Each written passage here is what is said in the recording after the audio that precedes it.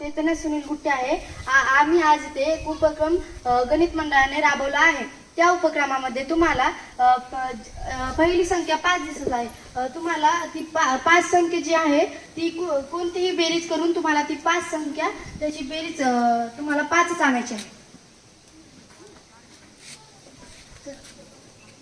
वैष्णवी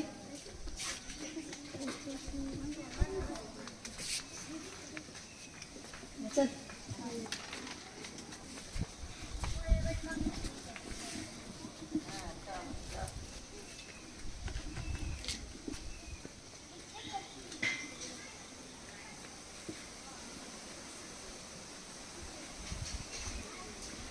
तर तू हे कसं केलंस ईश्वरी?